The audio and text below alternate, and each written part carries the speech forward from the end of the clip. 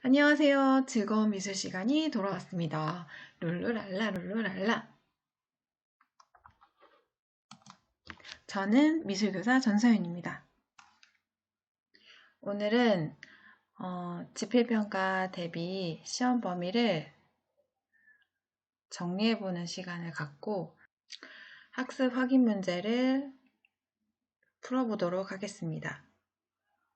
학습지 다 준비되셨나요?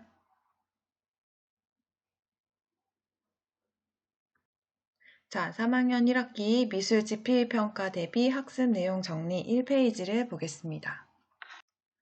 미술에서의 주제와 소재의 개념을 정리해 보겠습니다. 주제란 작가가 표현하고자 하는 중심 내용을 말합니다. 그리고 소재는 주제를 나타내기 위해 작가가 선택한 대상이나 감정을 말합니다. 왜 선이 이렇게 나오는 거죠? 다시.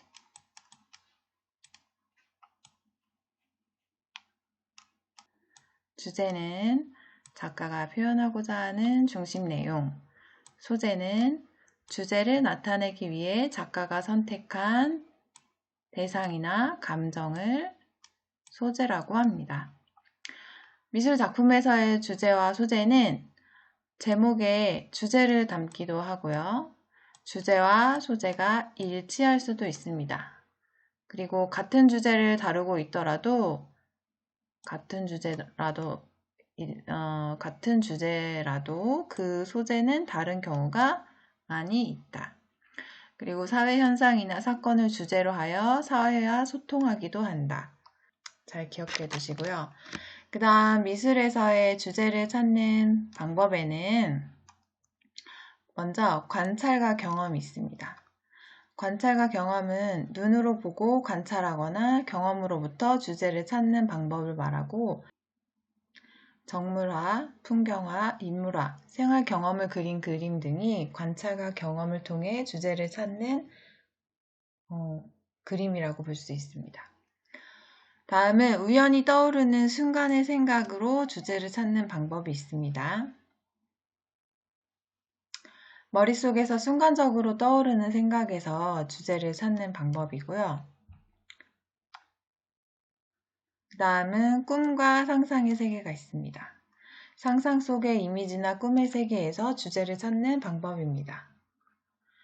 다음은 자유로운 심상의 추상이 있습니다.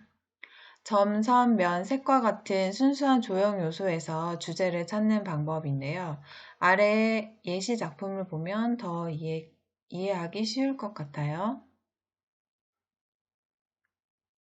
자, 두 번째 장을 넘어가 보겠습니다. 표현의 창의적 발상입니다. 주제의 다양한 표현에 대해서 알아보겠습니다. 먼저 앞에서 미술의 주제는 같은 주제라도 작가의 의도에 따라 다르게 표현될 수 있다고 했는데요. 작가의 의도에 따라 선택되는 소재, 재료, 표현 기법이 매우 다양하기 때문에 어떠한 발상에서 주제를 선택하고 시작이 됐는지가 중요하겠습니다. 자, 창의적 발상에서 두 번째 보겠습니다. 미술에서의 발상은 중요합니다. 미술에서의 발상은 작품을 구상하는 과정에서 아이디어를 떠올리는 것을 말합니다.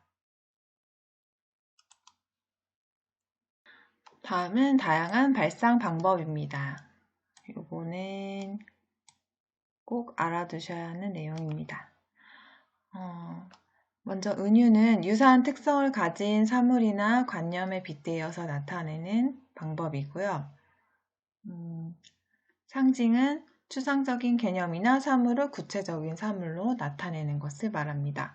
결합은 둘 이상의 사물이나 사람, 자연을 연결하여 나타내는 것을 말하고 과장은 사실보다 부풀려서 나타내는 것을 말합니다.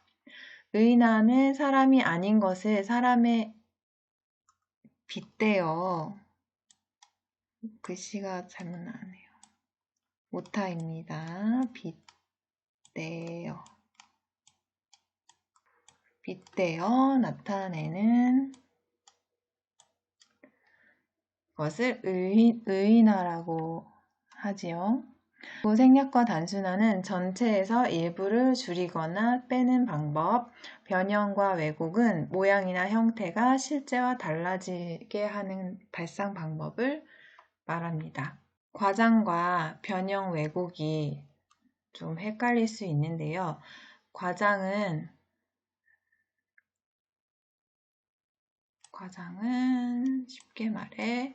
쉽게 말해서 만화적인 표현을 말합니다. 만화. 마우스로 쓰는데 이 정도면 잘 쓰는 거죠.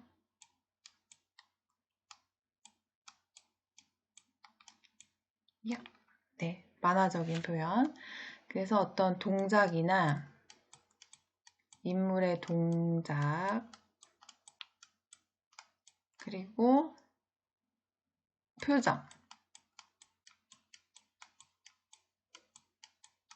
표정에서 주로 과장된 발상 방법을 사용합니다. 네. 이렇게 이 둘을 이렇게 구분하시면 되겠습니다.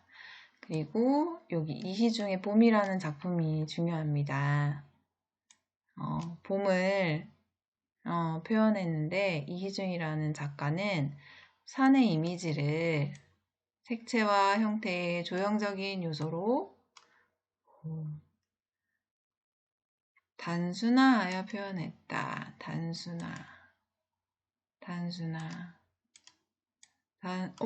지워지네. 형광펜이 없네요. 네. 단순화해서 표현했다. 단순화 중요합니다. 단순화. 네. 다음은 아이디어 발상법을 살펴보겠습니다. 아이디어 발상법도 중요합니다. 자, 먼저 스탬퍼 기법이라는 것이 있습니다. 스탬퍼 기법은 어떤 한 대상, 주제가 있으면 여기 컵이라고 나와 있죠? 이 컵에 관해서 대체하기, 결합하기, 적용하기, 수정하기, 다르게 활용하기, 제거하기, 재구성하기 이런 방법으로 여러 가지 발상을 해보는 방법이고요. 그 다음에 마인드맵이라는 게 있습니다. 많이 들어보셨죠? 어떤 의미들 간의 관계를 토대로 방사선 형태로 단어를 제시하여 자신의 생각을 지도 그리듯이 이미지화하는 것을 마인드맵이라고 합니다. 그러니까 중심 생각에서 방사선 형태로 뻗어나가면서 단어를 제시하고 그 중심 주제와 관계되는 그런 단어들로 자신의 생각을 뻗어나가듯이 이미지화하는 것을 마인드맵이라는 아이디어 발상법이라고 합니다. 잘 기억해 두시고요. 성장 확인 문제 이거는 넘어가도록 하겠습니다. 아름다움의 비밀 단원입니다. 여기에서는 조형 요소와 원리를 정리해 볼 건데요. 일단 조형 요소를 살펴보겠습니다. 조형 요소 별표. 네. 가장 기본적인 조형 요소는 바로 점이 있습니다. 크기, 모양, 위치 등에 따라 다양한 느낌이 나고 일정한 점의 배열은 운동감을 줍니다. 운동감. 그 다음에 선이 있습니다. 선은 사물의 윤곽을 나타내며 방향성, 감정, 운동감 등을 표현하고 중복된 선들은 깊이감과 부피감을 나타낼 수 있습니다. 그 다음에 면이 있고요. 선과 선의 연결에 의해서 생기며 넓이를 가짐.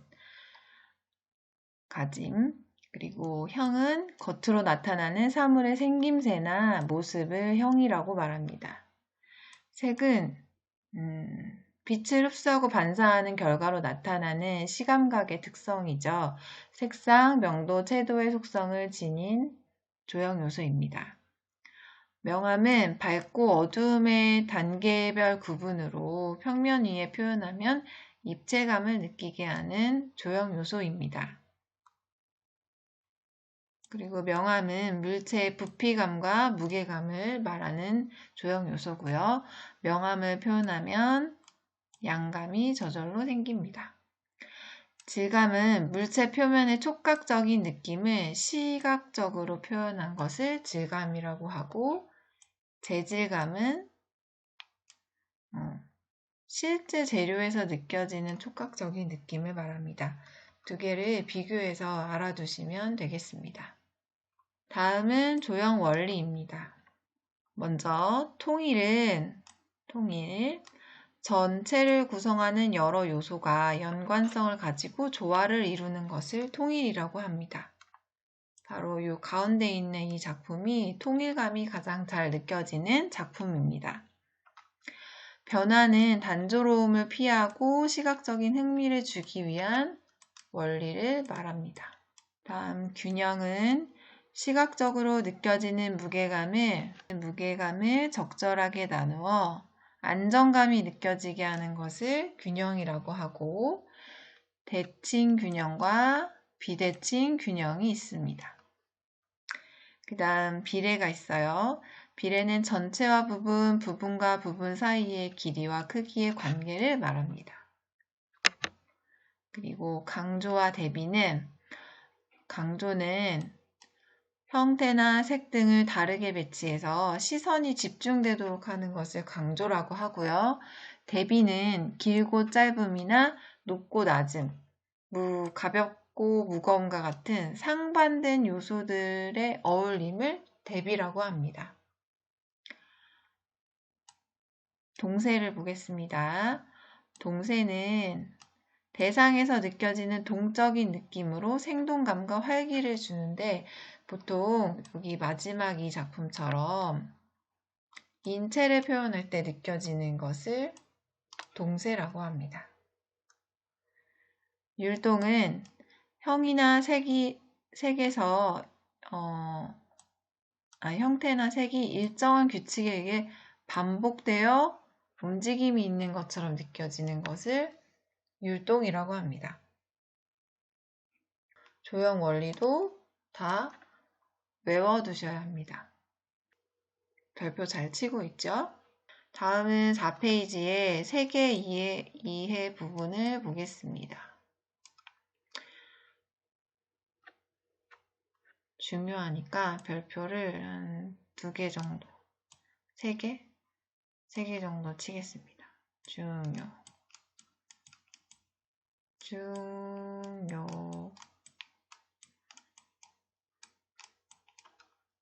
자, 먼저 세계는 3속성이 있습니다. 색상, 명도, 채도가 세계 3속성이고요. 색상은 빨강, 노랑, 파랑, 연두, 보라 이런 다른 색과 구분되는 색 이름을 색상이라고 하고, 유체색에만 있습니다. 명도는 밝고 어두움의 정도를 말하고요. 가장 어두운 명도가 0단계입니다. 그리고 가장 밝은 단계가 10입니다. 그래서 명도는 11단계까지 있습니다. 채도는 색의 맑고 탁한 정도로 모두 14단계가 있습니다. 그래서 가장 탁한 채도가 1이고요. 가장 선명한 채도가 14인데, 색상에 따라서 채도의 단계는 다를 수 있습니다. 다음은 색의 분류를 보겠습니다. 색은 무채색과 유채색으로 나눌 수가 있고요. 무채색은 검정, 하양, 회색 등 밝기만 구분할 수 있는 색을 말하고, 색상과 채도가 없습니다. 유채색은 무채색을 제외한 모든 색을 말하고, 색상, 명도, 채도, 색의 3속성이 모두 있습니다. 다음은 색상환과 색입체입니다. 색상환은 조금 밑으로 가볼게요. 네, 요게 색상환입니다. 색상환은 여러 가지 색상을 체계적으로 둥글게 배열해 놓은 것을 색상환이라고 하고요. 색상환에서 기본 3원색은 빨강, 노랑, 파랑이며 주요 10색상환에는 빨강, 주황, 노랑, 연두, 초록, 청록, 파랑, 남색, 보라, 자주색이 있습니다. 그리고 색상환에서 여기 별표 쳐주세요. 색상환에서 마주보고 있는 두 색을 보색이라고 합니다. 자, 색상환에서 여기 빨강과 청록이 마주보고 있죠. 이렇게 서로 마주보고 있는 색을 보색이라고 합니다. 보색. 그 다음 색입체. 색입체는 이게 바로 색입체입니다. 색의 3속성의 변화를 한눈에 볼 수 있도록 만든 3차원의 입체 구조물을 색입체라고 합니다. 여기 중심축, 여기가 중심축이에요. 중심축, 여기 중심축입니다. 중심축에는 무채색이 명도에 따라 세로로 배열되어 있고 아래쪽에는 검정색이 있습니다. 여기가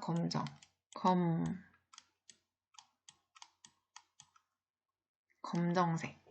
그리고 여기 맨 위에가 흰색.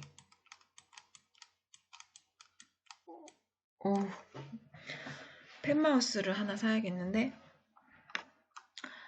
채도는 이 중심축에서, 여기가 중심축이라고 했죠? 이렇게 바깥쪽으로 이렇게 멀어질수록 채도가 높아집니다. 그리고 요 둘레에는 이렇게 둘레에는 색상이 둥글게 배열되어 있는 겁니다. 알아보기가 힘들겠는데? 이해되셨나요?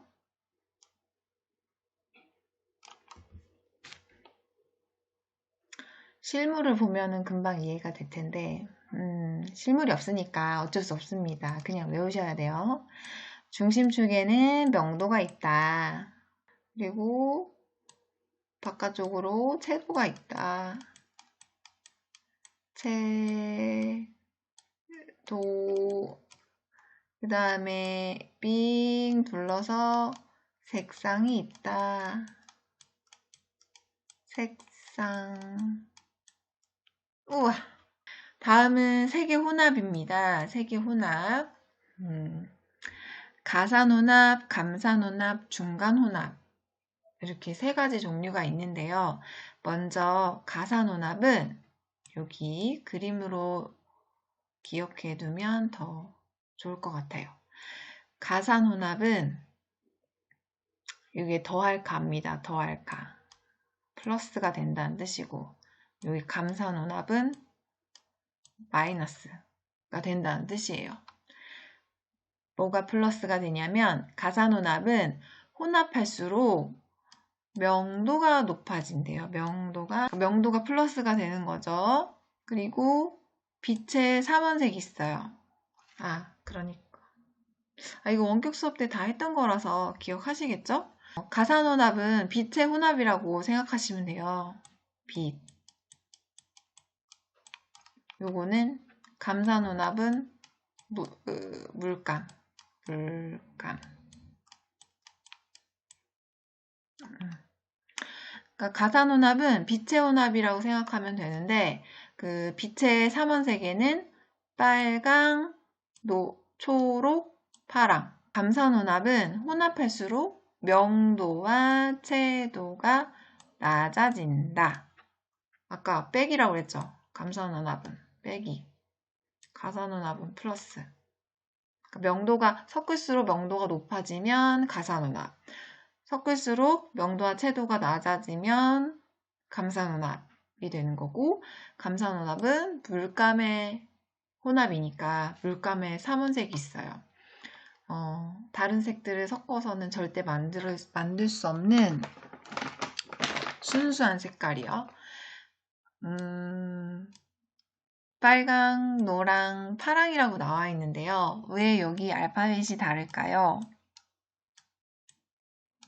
이 사진을 보시면 물론 여러분이 갖고 있는 학습지는 흑백이지만 교과서를 보시면 아직 금방 구별할 수 있어요. 요 감산혼합에서의 빨강과 빛의 혼합, 가산혼합에서의 빨강 색깔이 약간 다르잖아요. 네, 요거는 마젠타가 되겠습니다. 그리고 요거는 옐로우가 되겠습니다. 그리고 요거는 시안이 되겠습니다. 엄밀히 따지면 RGB와 달라요. 네, 색깔이 약간 다릅니다. 마젠타, 옐로우, 시안을 섞으면 여기 가운데 블랙이 됩니다. 모두 섞으면 블랙이 된다. 블랙. 중간 혼합 보겠습니다. 중간 혼합은 혼합한 두 색의 중간 명도와 채도가 되는 것을 말해요. 직접 색깔을 섞는 것은 아닙니다. 색깔이 섞인 것처럼 보이는 거를 중간 혼합이라고 해요. 그래서 중간 혼합에는 두 가지 종류가 있어요. 이게 바로 중간 혼합이에요. 회전 혼합과 병치 혼합이 있습니다. 회전 혼합은 색팽이, 바람개비 등에서 볼 수 있는 혼합이고, 병치 혼합은 직물의 짜임. 직물은 옷감을 얘기하는 거죠. 옷감의 체크무늬 같은 거, 그런 직물의 짜임이나 모자이크 등에서 볼 수 있는 것을 병치 혼합이라고 합니다. 색의 대비에는 계속 대비와 동시 대비가 있습니다. 계속 대비는 어떤 색을 보고 난 후 곧바로 다른 색을 보았을 때 실제 색과 조금 다른 색으로 보이는 현상을 계속 대비라고 하고요. 보색 잔상을 예로 들 수 있어요.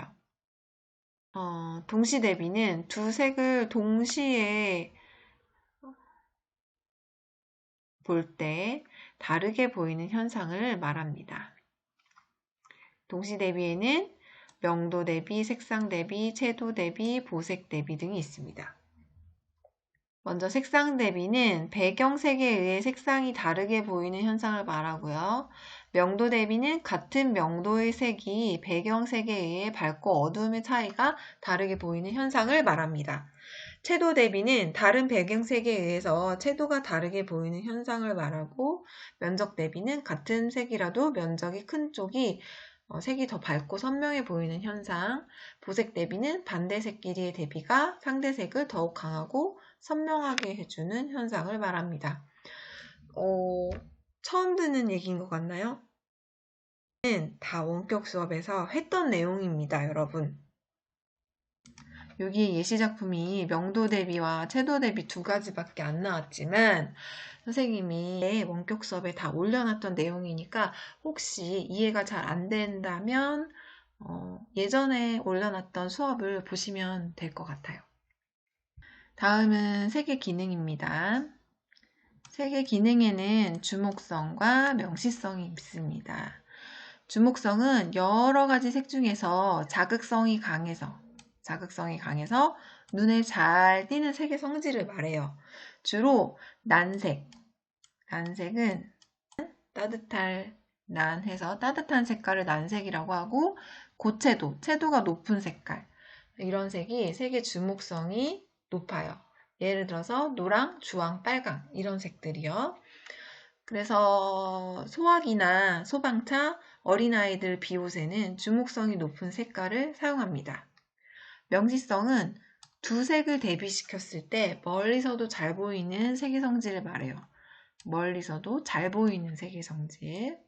그래서 교통표지판이나 간판 이런 곳에 명시성이 높은 색깔을 사용하죠.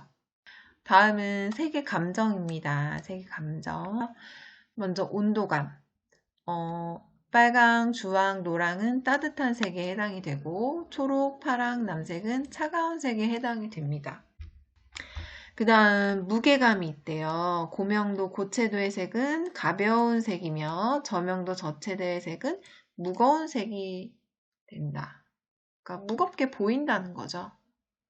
그리고 색의 진출과 후퇴. 고명도 고채도 따뜻한 색은 밖으로 나와 보이고 크게 보이는 진출색이고, 반대로 저명도 저채도 차가운 색은 안으로 들어가 보이고 작아 보이는 후퇴색임. 다음은 6페이지 재료가 생각을 만나다. 미술의 재료와 용구를 살펴보겠습니다. 재료는 미술 작품을 표현할 때 쓰이는 물질을 말해요. 물감, 연필, 종이, 나무, 돌 이런 것들. 용구는 재료를 다루는 여러 가지 도구를 말합니다. 붓이나 조각칼, 끌, 망치 이런 것들. 자, 채색을 위한 재료 볼게요. 수채 물감은 안료에 아라비아 고무액을 섞은 것으로, 그러니까 여기 안료는 색깔을 내는 물질을 말합니다. 물에 풀어서 사용하고 건조가 빠른 특징이 있습니다. 투명 수채화 기법과 불투명 수채화 기법이 있습니다. 투명 수채화와 불투명 수채화 기법 비교해서 한번 읽어보시고요. 그 다음에 유채 물감은 서양화에서 주로 사용하는 물감이에요. 안료에 기름을 섞어서 사용하는 물감입니다. 그래서 마르는 시간이 오래 걸려요. 대신에 보존을 오랫동안 할 수 있어요. 그리고 덧칠이 가능하고 중후한 느낌과 질감 표현에 용이하다, 쉽다. 그 다음 아크릴 물감이 있습니다. 아크릴 물감은 안료에 합성수지를 섞은 것인데요. 합성수지는 접착제 정도 생각하시면 될 것 같아요. 수채 물감과 유채 물감의 장점을 모두 살려서 만든 채색 재료예요. 내구성이 강하고, 그러니까 튼튼하다는 얘기고요. 그러니까 튼튼하고 견고하고 오래간다는 뜻이겠죠. 물에 풀어서 사용하기 때문에 건조가 빨라요. 하지만 접착력이 우수하기 때문에 어떤 재료에도 다 칠을 할 수가 있어요. 전, 나무, 돌 이런 것들에도 칠을 할 수가 있고, 덧칠도 가능하고 수정하기도 쉽습니다. 다음은 파스텔이 있어요. 파스텔, 별표. 파스텔은 빛깔이 있는 가루 원료를 굳힌 것을 말합니다. 그리고 가루로 되어 있기 때문에 부드러운 효과를 낼 수가 있고요. 대신에 당연히 가루가 잘 날리잖아요. 그래서 잘 지워지기 때문에 완성 후에 정착액이라는 것을 뿌려서 보관을 합니다. 다양한 표현 방법을 보겠습니다. 베틱이라고 하는 것이 있는데 용어가 생소하겠지만 사실 어렸을 때, 초등학교 때, 유치원 때 누구나 한 번씩은 해보셨을 거예요. 비밀 편지 이런 거 볼게요. 크레용이나 그러니까 크레파스, 파라핀, 초, 물감이 묻지 않는 재료로 무늬를 그린 다음 수채화 물감을 칠하거나 염료에 담가 무늬 외의 부분에 물감이 흡수되게 하여 무늬를 만드는 방법으로 물과 기름의 반발 원리를 이용한다. 표. 네. 데칼코마니가 있어요. 이것도 유치원이나 초등학교 때 많이 해보셨을 거예요. 도화지를 반으로 접은 다음에 한쪽에 물감을 칠하고 덮었다가 펴면 이제 대칭적인 무늬가 나타나는 방법입니다. 마블링은 물 위에 유성 물감, 물 위에 대야나 이런 수조에 물을 받아 놓고요. 그 위에 유성 물감을 떨어뜨려요. 그 다음에 나무 막대기로 저은 다음에 종이를 물 위에 살짝 덮었다가 이제 꺼내면 대리석 같은 무늬가 나타납니다. 이것 역시 마블링 역시 물과 기름의 반발 원리를 사용한 방법입니다. 별표. 별이 왜 이렇게 안 그려지지? 다시 예쁘게 그려볼게요. 야. 자, 다음은 스크래치입니다. 스크래치는 크레파스나 유화물감을 칠한 위에 다른 색을 덧칠한 다음, 보통 검정색을 많이 칠하죠. 그리고 송곳이나 칼, 이런 뾰족한 이쑤시개 이런 것들로 긁어서 표현하는 방법. 콜라주는 화면 위에 종이, 인쇄물, 사진 등을 오려 붙이고 일부의 그림을 그려서 표현하는 방법입니다. 모자이크는 여러 가지 빛깔의 돌이나 유리, 타일 또는 색종이 이런 조각들을 붙여서 표현하는 방법을 말하고요. 프로타주는 용어가 역시 어렵지만 다 해봤을 법한 그런 표현 방법이에요.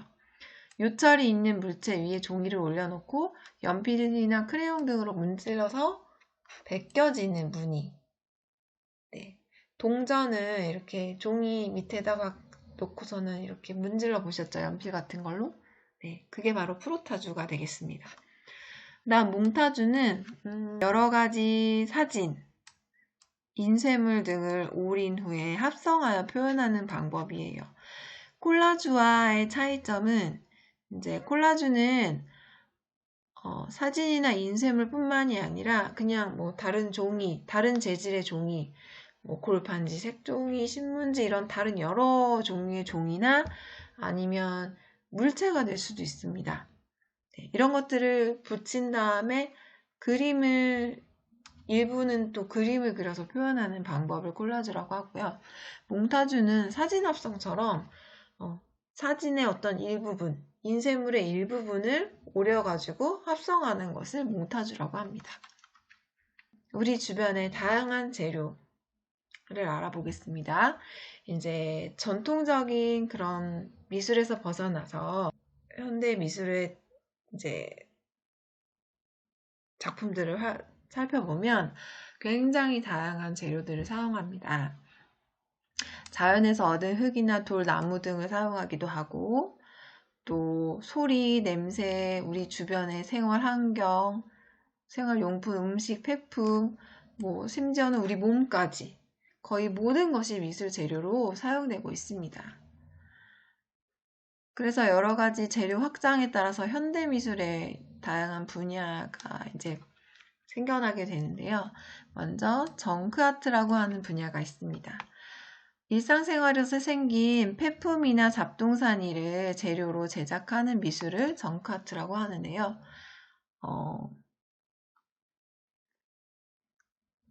이제 산업사회가 되면서 다양한 폐품들이, 쓰레기들이 많이 나오잖아요. 이런 현대 도시 문명에 대한 비판의식을 담아내는 미술이라고 할 수 있어요. 그 다음에 개념미술이라고 하는 게 있는데 완성된 작품 자체보다는 아이디어나 그 과정을 예술이라고 생각하는 미술 제작 태도를 의미해요. 네. 넓게는 퍼포먼스, 비디오 아트, 회화도 조각도 아닌 여러 가지 미술 형태를 다양하게 포괄하고 있습니다. 그 다음 행위미술이 있는데요. 행위미술은 이제 몸으로 표현하는 인간의 어떤 신체를 이용해서 표현하는 미술이라고 할 수 있습니다. 다채로운 회화의 세계입니다. 회화의 종류를 알아볼 거예요. 그 전에 먼저 회화의 정의를 내려보겠습니다. 회화란 여러 가지 선이나 색채로 평면상의 형상을 그려낸 그림을 말해요. 그러니까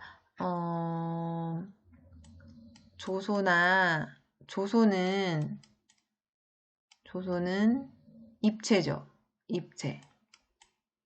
평면이 아니라 입체. 하지만 회화는 평면이죠. 평면에 표현하는 거예요. 작가의 생각이나 느낌을 표현하는 순수 미술입니다. 순수 미술. 수수 미술과 반대되는 건 응용 미술입니다. 응용 미술에는 디자인, 그러니까 실제로 사용이 가능한 거, 디자인이 있어요. 또 건축도 응용 미술에 들어갑니다. 왜냐면 실제 사람이 들어가서 살잖아요. 건축도 응용 미술 들어가고, 네, 그렇습니다. 회화에는 여러 가지 종류가 있는데, 사람을 그리면 인물화, 난 풍경을 그리면 풍경화, 이렇게 종류가 여러 가지로 나눠요. 그 중에서 우리는 정물화와 풍경화에 대해서 알아보겠습니다. 먼저 정물화는 움직이지 않고 정지되어 있는 사물을 그린 그림을 얘기해요. 그래서 꽃이나 과일이나 물건 이런 것들을 그린 그림이고요. 움직이지 않는 사물을 그리기 때문에 소재의 선택이나 배치가 자유롭고 또 실내에서 그리기 때문에 빛의 조절이 가능하죠. 그치? 조명을 사용할 수가 있잖아요. 그리고 실내에서 그리기 때문에 날씨나 계절에 큰 영향을 받지가 않습니다. 정물화의 배치와 구도를 보시면 정물화는 주로 삼각형 구도, 역삼각형 구도, 원형 구도, 마름모 구도 등을 사용합니다. 그리고 정물화 구도의 3요소에는 변화, 통일, 균형이 있고요. 이 변화, 통일, 균형이 조화롭게 이루어진 그림이 이제 좋은 구도를 갖춘 그림이라고 볼 수 있습니다. 풍경화는 자연이나 주변의 경치에서 느낀 감동을 자유롭게 표현한 그림을 풍경화라고 하고요. 동양에서는 산수화라고 하지요. 풍경화의 특징은 야외에서 그려야 되잖아요. 그러니까 계절과 날씨 변화, 또 지역의 특징을 자유롭게 표현할 수 있고, 계절이나 날씨에 영향을 많이 받을 수밖에 없겠죠. 풍경화에서 중요한 건 원근법이에요. 원근법. 원근법에는 투시도법이 있어요. 같은 말로는 선원근법이라고 합니다. 관찰자의 눈높이에 있는 소실점의 개수에 따라 이제 투시도법에서 중요한 건 소실점이에요. 소실점. 네. 소실점은 물체가 점점 멀어지면서 없어지는 점을 말합니다. 네, 그림을 보면 이거 다 했던 내용인데 네, 밑에 그림을 보면서 다시 설명해 드릴게요. 관찰자의 눈높이와 소실점의 위치는 같죠. 그리고 지평선의 위치도 같죠. 관찰자의 눈높이에 있는 여기서 관찰자는 당연히 화가가 되겠죠? 화가. 물론 그림을 감상하는 사람이 될 수도 있습니다. 네. 화가의 눈높이에 소실점이 생기고요. 그 소실점의 개수에 따라 1점, 2점, 3점 투시도법으로 나뉘어요. 평면에 3차원을 표현하고자 하니까 생겨난 그런 방법이에요. 여기 밑에 이 까일보트가 그린 그림하고 반 고흐가 그린 그림이 이제 투시도법이 사용된 작품인데요. 보면 이 까일보트의 그림을 보면 이렇게 길의 연장선이 하나로 이렇게 쭉 모이잖아요. 그래서 한 점으로 보이죠. 이게 바로 소실점입니다. 소실점.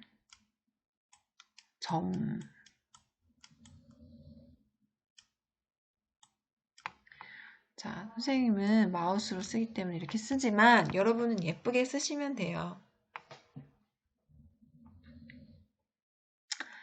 그리고 2점 투시도법은 이렇게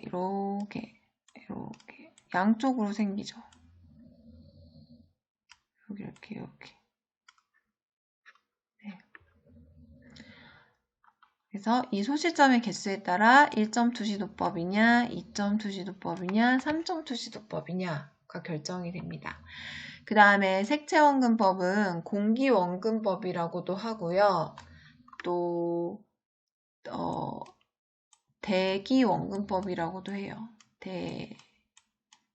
관찰자와 대상 사이의 공기층으로 인해 생기는 명도와 색상 차이를 표현하는 방법으로 한마디로 멀리 있는 곳은 흐리게 색칠하고 가까이 있는 곳은 선명하게 색칠하는 것을 말해요.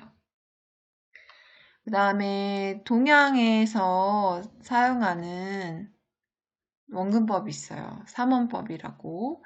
동양의 산수화를 그릴 때 사용하는 방법으로요. 고원법, 평원법, 심원법을 동시에 표현하는 것을 삼원법이라고 합니다.